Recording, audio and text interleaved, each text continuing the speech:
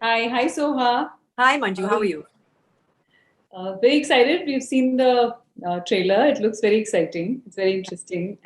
Looks like a light-hearted comedy. It looks like you guys had a lot of fun while shooting. We actually had a lot more fun than we were supposed to or anticipated having, and we've really enjoyed the process of being a part of this show.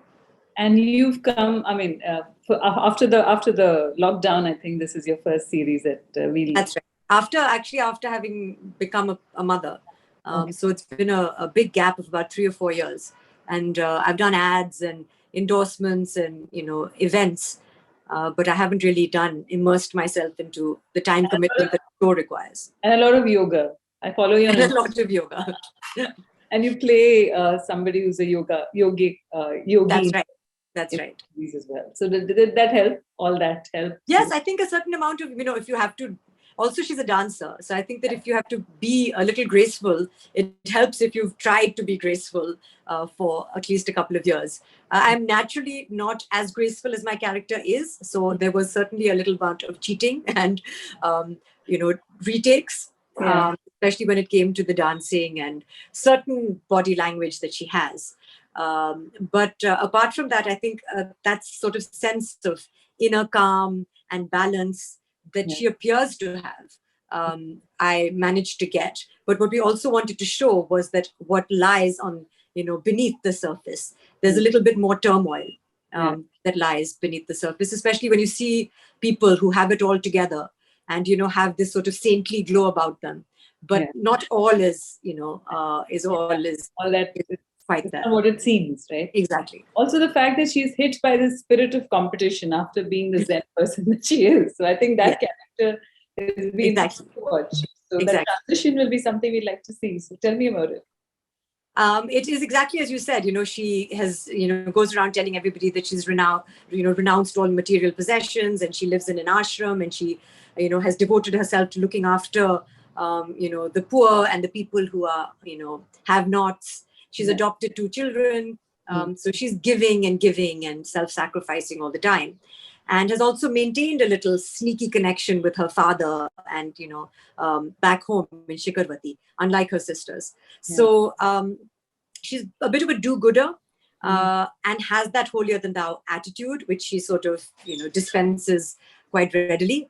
But when it's challenged by her father saying, "I'm now going to choose who's going to be the next king," Right. she immediately feels threatened by that, Mm. and she does feel that she is the only person who is the choice, because the other people are just not up to mark. They're not. They're selfish, and they're thinking about the money, whereas she's thinking about the people and how she can help the people. She's thinking about the traditions of Shikharvati and how she can uphold them.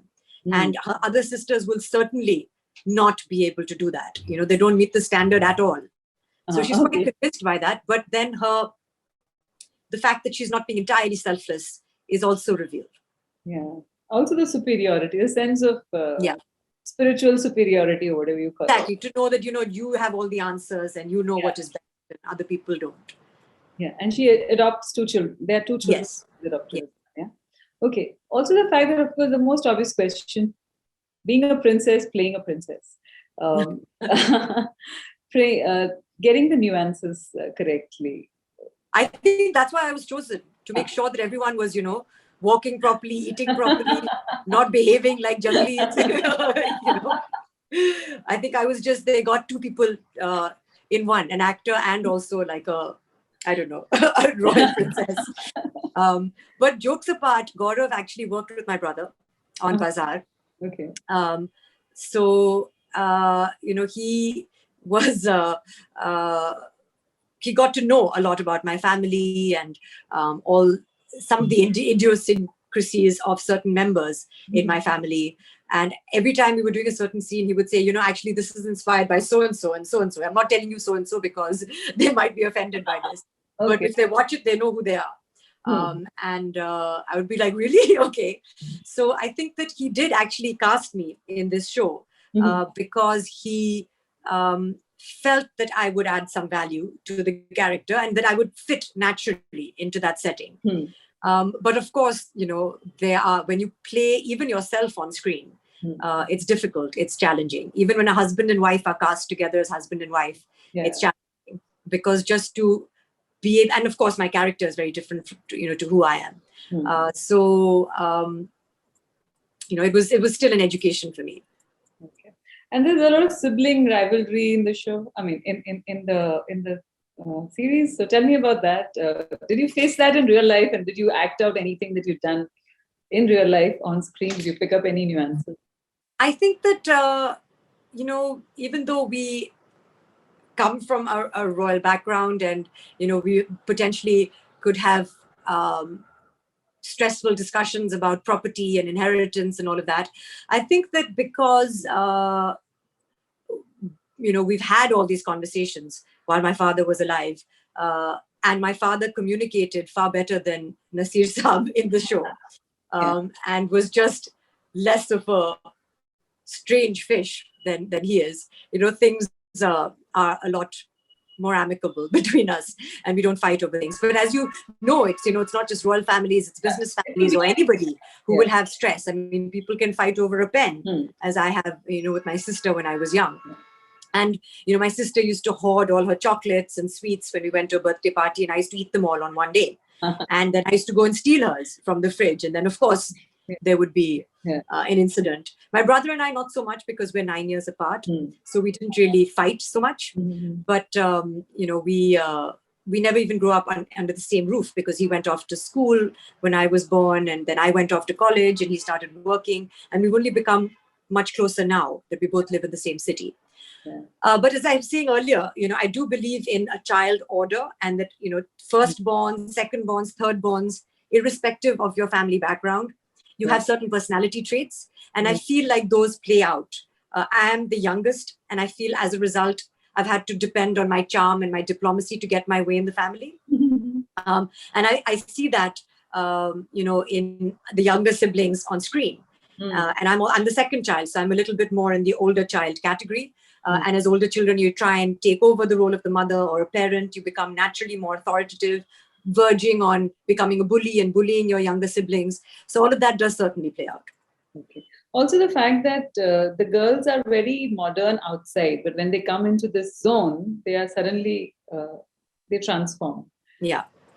So it's true. I mean, I think that, again, when you live in a country like India, which is so diverse, you're constantly straddling different centuries, different cultures, and we all assimilate, or we should assimilate quite quickly if you want to be relevant and evolve and fit in.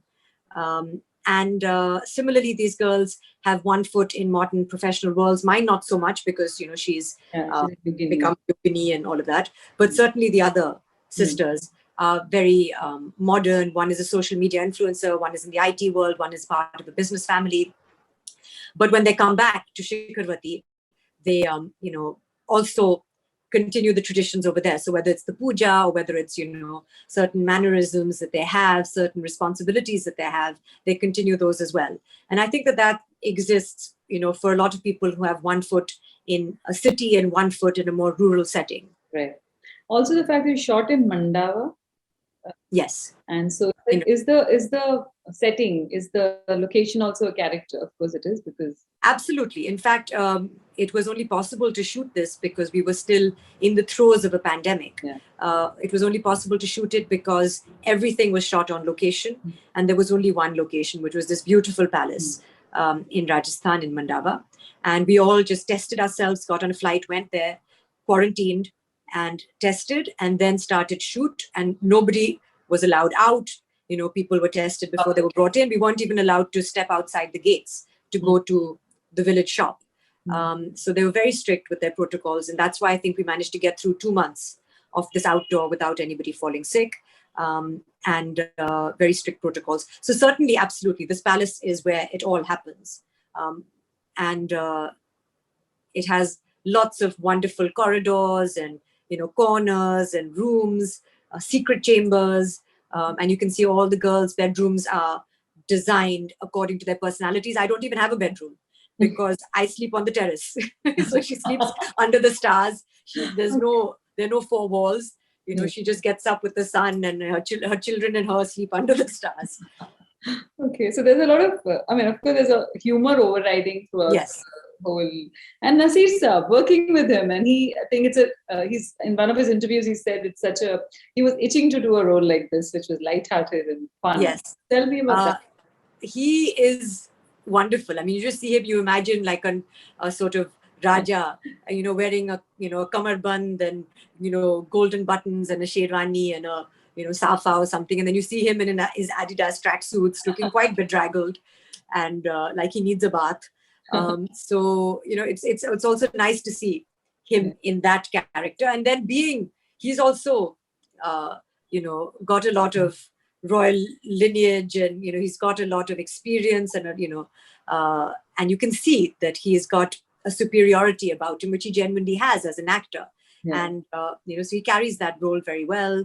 And also it's interesting because as young actors, and this is the first time I'm working with him, and definitely I would say a huge part of my wanting to be a part of this was an opportunity to work with him in a way that all members of my family have, and I haven't as yet. Yeah. But now I can tick that off my list and say it was also a great experience because as a young actor, you cannot help but come away with a learning experience if you just keep your ears and your eyes open and are in the same room as someone like Nasir Saab, because not only is he a formidable actor, but he is also a teacher. He does direct young students all the time in theatre as well as film, and has been a director. So it was really a valuable experience working with him. And he's written a autobiography, and so have you. Yes, yes, that's true. Have you read his work? I have read his. I have a copy here, in fact, which was a pre-copy because it was sent to my mother before it was published for her to look at. And he's also written lots of things about my father in the past. He's published chapters on him as well because he admired him as a cricketer and as a person. And that's why I think I was very keen to meet him and work with him and make a good impression on him also, because he's like I just wanted him to think well of me. And I think that happened. Okay. A banker with 15, who worked for 15 months. And then, of course, you went to Oxford. We all know that. The last question. Did you have to dumb down and say no to roles at times? Because it didn't just work your way. I think perhaps in the past, I wouldn't say dumb down, but I always thought like my first film also was a young girl who's 18 who, chooses her career over getting married and being with her boyfriend. This was Dil Mange Mo. Yeah. And at that point, I chose that role, whereas there were 3 other girls in the film.